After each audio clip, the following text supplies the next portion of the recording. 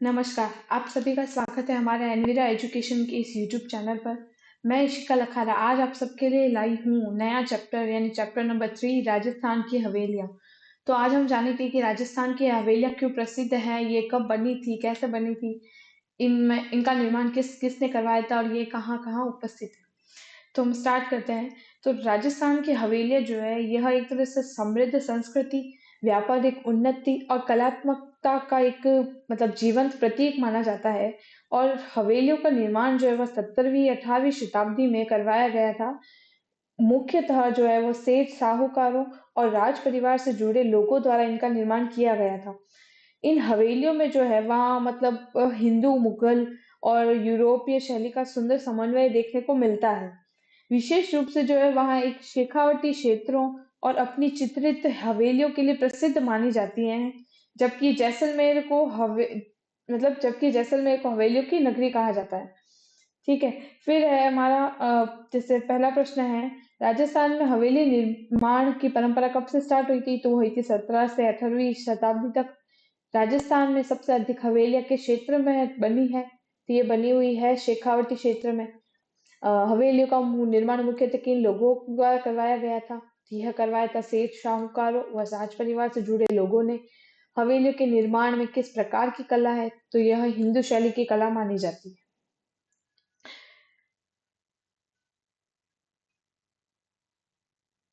फिर है मतलब हिंदू शैली की हवेलियां हैं, इसका मतलब होता है कि दीवारों पर जो है वह देवी देवता या रामायण महाभारत के चित्र बनाए जाते थे, वही हमारी हिंदू शैली में गिना जाता है। फिर आता है हवेलियों की नगरी किसे कहते हैं? तो यह जैसलमेर को कहा जाता है, जैसा कि अभी बताया कि हवेलियों की नगरी को जैसलमेर कहते हैं। हजार हवेलियों की नगरी किसे कहा जाता है? तो यह बीकानेर को कहा जाता है। हजार हवेलियों की नगरी जो है वो बीकानेर को कहते हैं, क्योंकि यहाँ जो है वो बहुत बड़ी संख्याओं में हवेलियां उपस्थित है या बनाई गई है।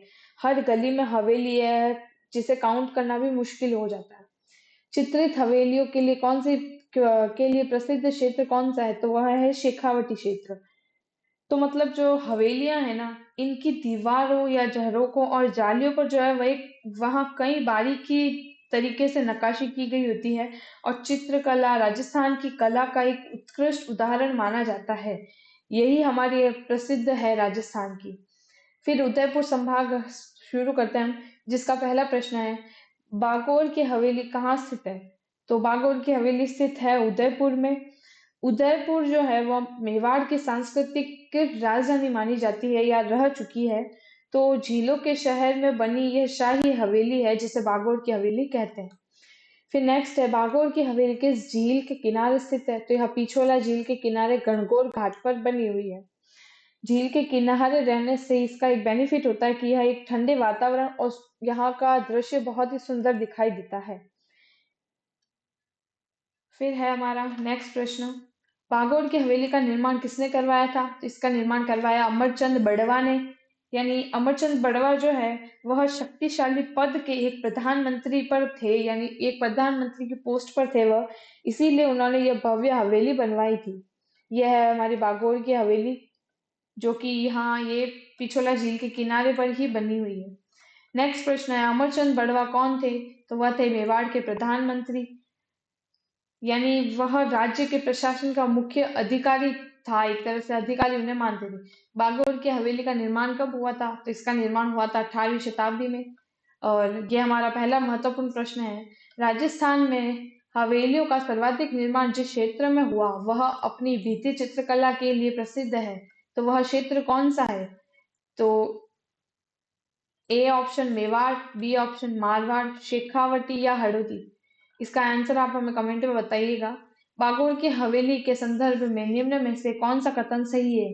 कि इसका निर्माण महाराणा प्रताप ने करवाया, या फतेह सागर झील के किनारे है, या इसका निर्माण मेवाड़ के प्रधानमंत्री अमरचंद बड़वा ने करवाया था, या यह 19वीं शताब्दी में बनी। तो इसका करेक्ट आंसर क्या होगा? ऑप्शन सी, इसका निर्माण मेवाड़ के प्रधानमंत्री अमरचंद बड़वा ने करवाया था। ठीक है। फिर नेक्स्ट है हमारा, राजस्थान में हवेली निर्माण की परंपरा के संदर्भ में सही कालखंड कौन सा है जो व्यापारिक समृद्धि और जो सेठ साहूकार के उदय से जुड़ा है? तो इसका ऑप्शन है 10वीं से 12वीं शताब्दी, ऑप्शन बी 13वीं से 15वीं, 17 से 18 या 19 से 20। इसका आंसर भी आप हमें कमेंट में बताइए। नेक्स्ट बढ़ते हैं हम छठे प्रश्न की ओर। बागोड़ की हवेली में कितने कक्ष हैं? तो वहां टोटल 138 कक्ष बने हुए हैं। यह इसका रीजन क्या है कि यह जो है एक बड़ी शाही हवेली थी, जहां रहने, मेहमानों के स्वागत और प्रशासन के लिए अलग अलग कमरे चाहिए होते थे। इसीलिए वहां कमरों की संख्या बहुत ज्यादा बनाई जाती। बागोड़ की हवेली में कौन सा संग्रहालय स्थित है? तो वहां पगड़ी संग्रहालय बना हुआ है। राजस्थान में पगड़ी सम्मान और पहचान का प्रतीक है, इसीलिए अलग अलग प्रकार की पगड़ियां यहाँ दिखाई जाती है। फिर आठवां प्रश्न है, बागोड़ की हवेली में किसका सांस्कृतिक केंद्र स्थापित है? तो वहां पश्चिमी क्षेत्र का सांस्कृतिक केंद्र स्थापित किया गया है। मतलब जो है इस हवेली को बाद में संस्कृति को बढ़ावा देने के लिए उपयोग में लिया जाता था, जो कि पश्चिमी क्षेत्र के सांस्कृतिक केंद्र का एक स्थापित है या मुख्य केंद्र है। और 9वां प्रश्न, पश्चिमी क्षेत्र सांस्कृतिक केंद्र की स्थापना कब हुई? इसकी स्थापना हुई थी 1986 ईस्वी में। और पश्चिमी क्षेत्र सांस्कृतिक केंद्र किन राज्यों से संबंधित है? तो यह राजस्थान, गुजरात, महाराष्ट्र, गोवा से संबंधित मानी जाती है। नेक्स्ट प्रश्न है, बागोड़ की हवेली की शीशे की खिड़की पर डाक टिकट कब जारी हुआ? तो वह हुआ था 1 जनवरी 2017 में। मतलब इसकी सुंदर कांच की खिड़की यानी ग्लास वर्क जो है वहां का बहुत प्रसिद्ध माना जाता है। इसकी क्रिएटिविटी, इसकी सुंदर खिड़की की वह स्टैम्प पर आ गई थी। ठीक है। फिर है बाफना की हवेली, मोहन सिंह जी की हवेली, पीपलियों की हवेली कहाँ स्थित है? तो यह सभी हवेलियां उदयपुर में ही स्थित है। नेक्स्ट है भामाशाह की हवेली, जयमल व पत्ता की हवेली, राव रणमल की हवेली या आल्हा काबरा की पुरोहित जी की हवेली, सलुम्बर ठिकाने की हवेली, रामपुरा ठिकाने की हवेली, ये सारी हवेलियां जो है वो कहाँ पर स्थित है? तो यह स्थित है हमारे चित्तौड़गढ़ दुर्ग में। मतलब है कि चित्तौड़गढ़ दुर्ग जो है एक प्रमुख ऐतिहासिक और सैन्य केंद्र था, जहां वीरों और अधिकारियों की हवेलियां होती थी। तो इसीलिए वहां मोस्टली सारी हवेलियां ही मतलब स्थापित की हुई है।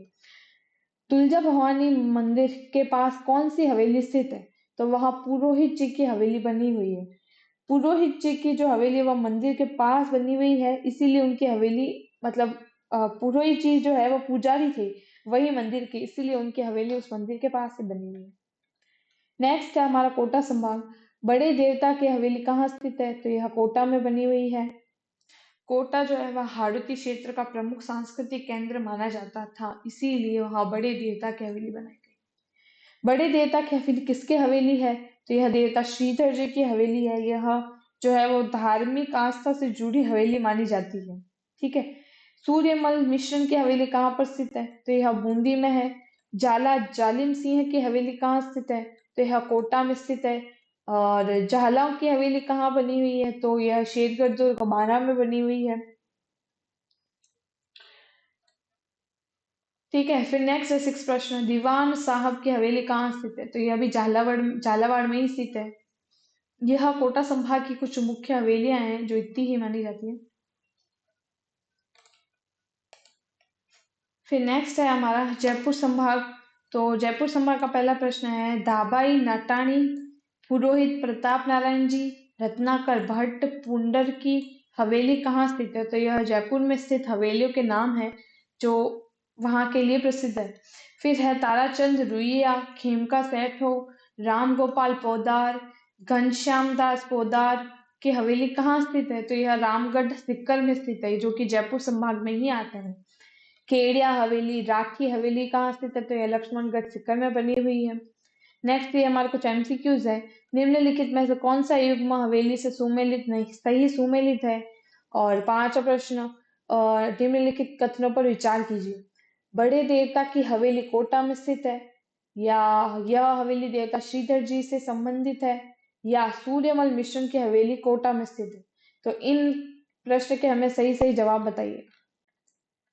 छठा प्रश्न, निम्न में से कौन सा समूह पूर्णतः सीकर जिले के रामगढ़ क्षेत्र से संबंधित हवेलियों का है? तो ऑप्शन ए ताराचंद रुइया, नाटानी या राठी केडिया या दीवान साहब सूर्यमल मिश्रण आदि। इनके भी उत्तर कमेंट में बताइएगा हमें। और आपको ये वीडियो अच्छा लगे तो इसे लाइक शेयर एंड सब्सक्राइब जरूर कीजिएगा। और बेल आइकन प्रेस करना मत भूलिए। चौथा प्रश्न है, गनेड़ी वालों की चार चौक हवेली कहाँ पर स्थित है? तो यह लक्ष्मणगढ़ सीकर में है।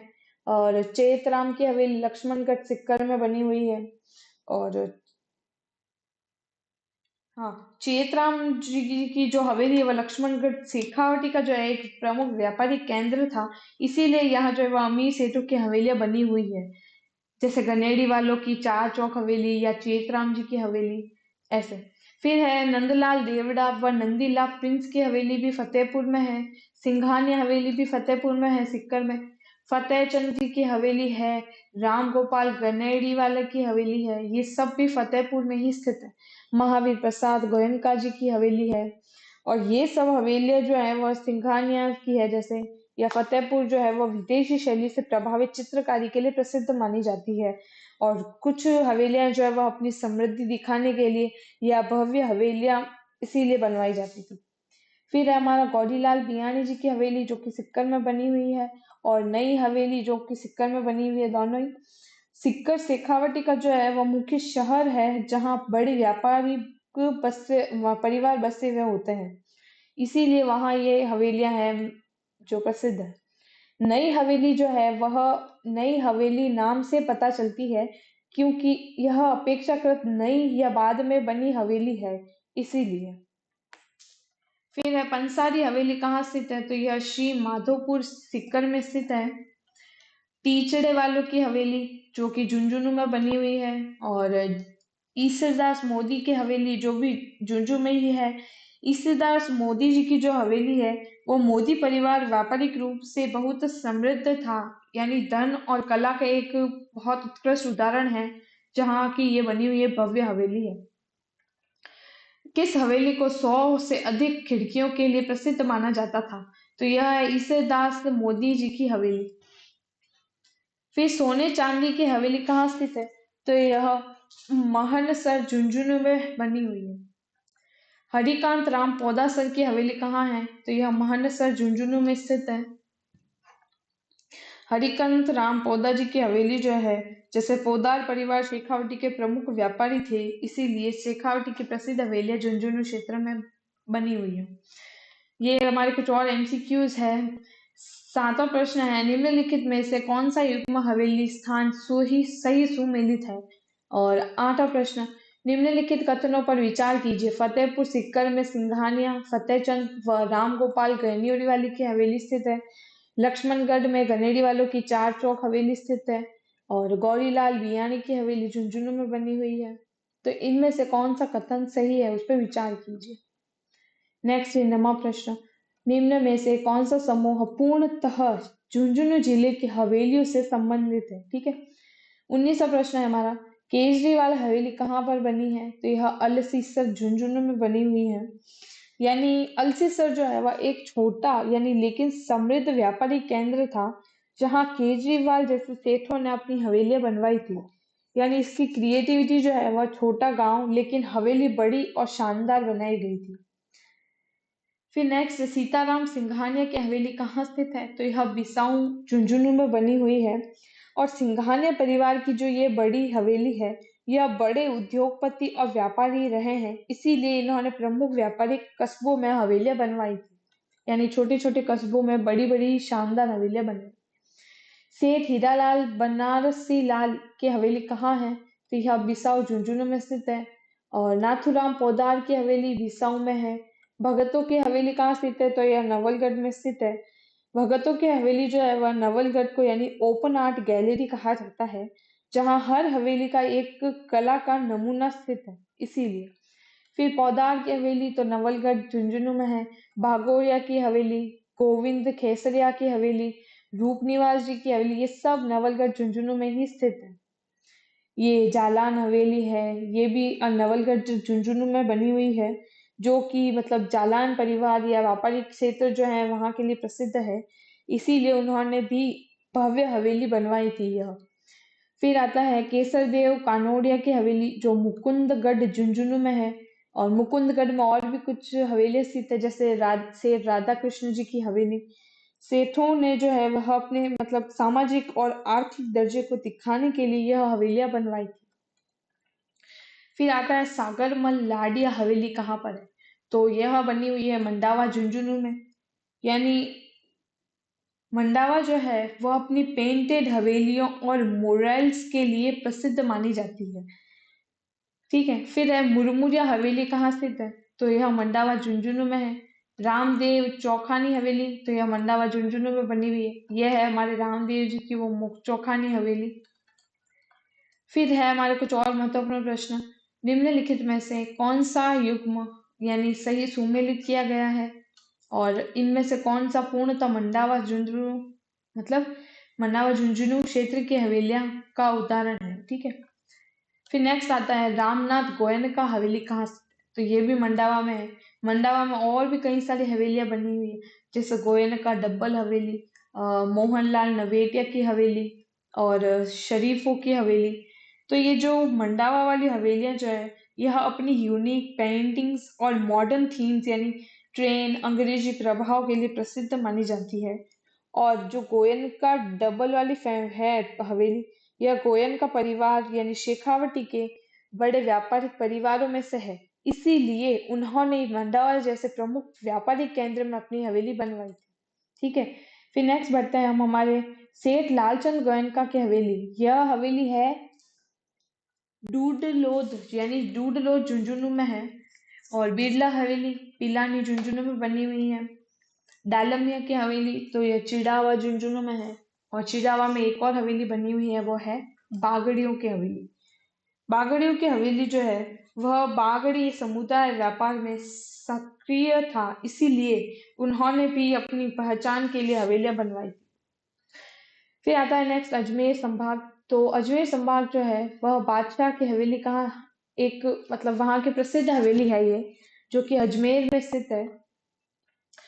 बादशाह की हवेली जो है वह अजमेर मुगल काल में एक महत्व प्रशासनिक और धार्मिक केंद्र था, इसीलिए यहाँ शाही हवेलियां बनी है। फिर आता है केसरी सिंह बारहट की हवेली कहाँ स्थित है, तो यह शाहपुर भीलवाड़ा में बनी हुई है। सुनहरी कोठी कहाँ स्थित है, तो यह टोंक में बनी हुई है। सुनहरी कोठी जो है वह अपनी सोने जैसी सजावट यानी गोल्डन इंटीरियर डेकोरेशन के अकॉर्डिंग या उसके लिए प्रसिद्ध मानी जाती है, जो कि टोंक में स्थित है। ये है और कुछ महत्वपूर्ण प्रश्न।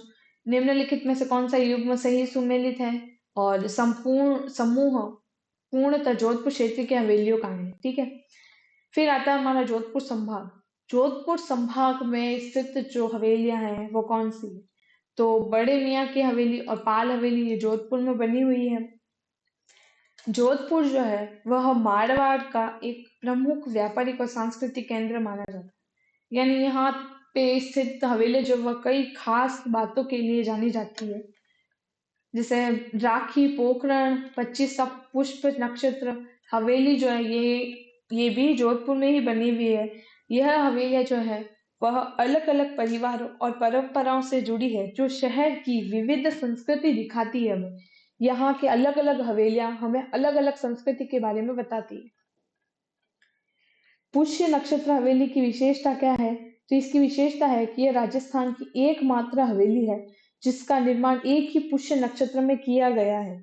मतलब ज्योतिषी के अनुसार शुभ समय यानी शुभ नक्षत्र में निर्माण करने में से समृद्धि मानी जाती थी, इसीलिए वहां जो हवेली ये बनाई है वह पूरे एक ही नक्षत्र में बनाई गई थी, वह है पुष्य नक्षत्र। ठीक है, फिर फोर्थ प्रश्न, आसोप हवेली कहाँ स्थित है, तो आसोप हवेली भी जोधपुर में ही स्थित है। आसोप क्षेत्र और उससे जुड़े परिवार की यह हवेली है जो क्षेत्रीय पहचान को दर्शाती है, इसीलिए इसका नाम भी इसी तरह से रखा है आसोप हवेली। पांचवा प्रश्न, अमरचंद कोचर, फूलचंद गोलेच्छा, सांगीदास थानवी और लालचंद ठड्डा इनकी हवेलियां हैं जो कि फलोदी में बनी हुई है। फलोदी भी जो है वह हम व्यापारिक मार्ग से एक बहुत ही अच्छी जगह मानी जाती है जहाँ व्यापारी वर्ग की हवेलियां बनी हुई है। ठीक है, पटवों की हवेली कहाँ स्थित है, वो तो जैसलमेर में है। और पटवों की हवेली का निर्माण किसने कराया था, तो इसका निर्माण कराया था हमारे गुमान चंद पटवा जी ने। गुमान चंद पटवा जो है वह एक धनी व्यापारी थे जिन्होंने अपनी संपत्ति का प्रदर्शन करने के लिए हवेली बनाई थी। ठीक है, पटवा की हवेली का निर्माण हुआ था 1805 ईस्वी में। यह टोटल 5 मंजिला इमारत है या हवेली है। फिर आता है पटवा की हवेली किसके लिए प्रसिद्ध है, तो यह नक्काशीदार सुंदर हवेली मानी जाती है। मतलब पटवा की हवेली जो है वह पत्थर पर की गई बारीकी और कारीगरी के लिए खास मानी जाती है। फिर आता है सालिम सिंह की हवेली। तो यह हवेली स्थित है जैसलमेर में। यह हमारी उस हवेली का चित्र है, सालिम सिंह जी की हवेली। इस हवेली का निर्माण किसने कराया था, तो इसका निर्माण करवाया था सालिम सिंह मेहता जी ने, जो जैसलमेर के प्रधानमंत्री रह चुके हैं। मतलब सालिम सिंह मेहता जो है, इसीलिए उन्होंने यह भव्य हवेली बनवाई थी क्योंकि वे राज्य के प्रधानमंत्री थे। ठीक है। फिर आता है सालिम सिंह की हवेली का निर्माण कब हुआ, तो वो हुआ था 1825 ईस्वी में। सालिम सिंह की हवेली को किस नाम से भी जाना जाता है, तो इसे मोती हवेली भी कहते हैं। ठीक है। फिर नेक्स्ट आता है सालिम सिंह की हवेली कितनी मंजिला है, तो वह टोटल 9 मंजिला इमारत है। नथमल जी की हवेली कहाँ स्थित है, तो ये जयपुर में स्थित है। ये हमारे नथमल जी हवेली की का चित्र है उनका। और नथमल जी की हवेली जो है वह मतलब यह एक काल स्थापत्य कला के विकास का एक समय था जब ये बनी थी, यानी 1884 से लगाकर 1885 ईस्वी तक बनी थी। फिर नथमल की हवेली का निर्माण किसके समय हुआ, तो यह हुआ था महारावल बैरिसाल के समय में। फिर आती है नेक्स्ट नथमल की हवेली की विशेषता क्या है, तो इसकी विशेषता है कि हाथी आकृति और बिना दोहराव की नक्काशी को बढ़ावा देती। सोडो दीवान आचार्य इस इसरलाल जी राव राजा बरसलपुर की हवेली कहाँ स्थित है, तो यह बनी हुई है जैसलमेर में।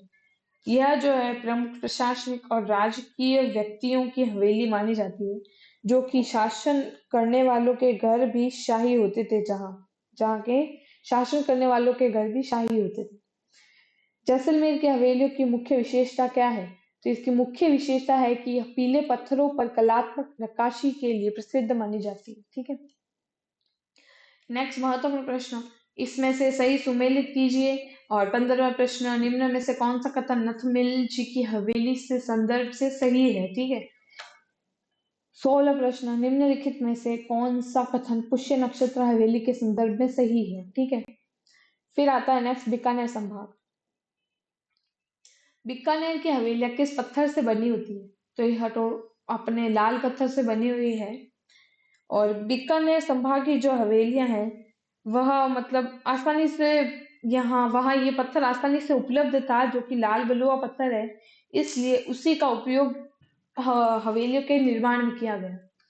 बीकानेर की हवेलियों की सजावट में किन शैली का उपयोग किया गया, तो उनमें मुगल, किशनगढ़ व यूरोपीय शैली का इस्तेमाल किया गया था।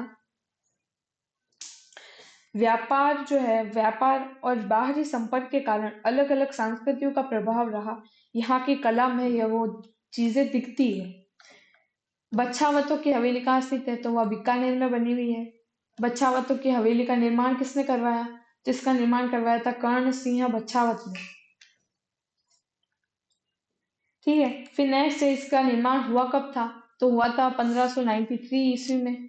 और बीकानेर की सबसे पुरानी हवेली कौन सी मानी जाती है, तो वह मानी जाती है बछावतों की हवेली। बछावतों की हवेली जो है यह सबसे प्राचीन और ऐतिहासिक रूप से महत्वपूर्ण हवेलियों में से एक है, जो बीकानेर की हवेलियों की शुरुआत यहीं से हुई है। रामपुरिया की हवेली कहाँ स्थित है, तो यह बीकानेर में बनी हुई है, जो कि यह है हमारी रामपुरिया की हवेली। रामपुरिया की हवेली की स्थापत्य विशेषता क्या है, बीकानेर मुगल, हिंदू व यूरोपीय कला का समुच्चय। मतलब ये व्यापारिक संपर्क के कारण कई शैलियों का मिश्रण माना जाता है रामपुरिया की हवेली। ठीक है। फिर है मोहता, डागा, कोठारी, शेठ, चांदमल, ठड्डा, गलेछा, सेठ या मुंदड़ा की हवेली जो है ये कहाँ बनी है, तो यह बीकानेर में ही बनी हुई है। ठीक है। फिर लास्ट प्रश्न है हमारे एमसीक्यूज कुछ, निम्न में से कौन सा कथन बीकानेर की हवेलियों के संदर्भ में सही माना जाता है, और निम्न युग्मों पर विचार कीजिए, हवेली, निर्माणकर्ता और वर्ष में से। फिर है और हमारा बीकानेर की हवेलियों में स्थापत्य शैली के समन्वय के संदर्भ में रामपुरी हवेली की विशेषता क्या है। नेक्स्ट है हमारा प्रश्न, शुराणाओं की हवेली कहाँ पर बनी हुई है? तो यह बनी हुई है चूरू में। शुराणाओं की हवेली की विशेषता क्या है? तो इसकी विशेषता है कि यह 1100 दरवाजे व 1100 ही खिड़कियां स्थित है वहां। इतनी खिड़कियां कि हर दिशा में हवा और रोशनी आती जाती रहती है। सुराणाओं की हवेली को किस नाम से जाना जाता है? तो इसे सुराणाओं का हवा महल भी कहते हैं। इसकी बनावट जो है वह हवा के आवागमन के लिए विशेष रूप से बनवाई गई है। मंत्रियों की मोटी रामविलास गोयनका हवेली और माल जी का कमरा कहाँ बना है? तो यह चूरू में स्थित है। माल जी का कमरा किसने बनवाया था? तो ये बनवाया था माल जी कोठारी ने। माल जी कोठारी जो है उन्होंने अपनी प्रतिष्ठा दिखाने के लिए यह भव्य निर्माण करवाया था। कन्हैयालाल बागला की हवेली कहाँ स्थित है?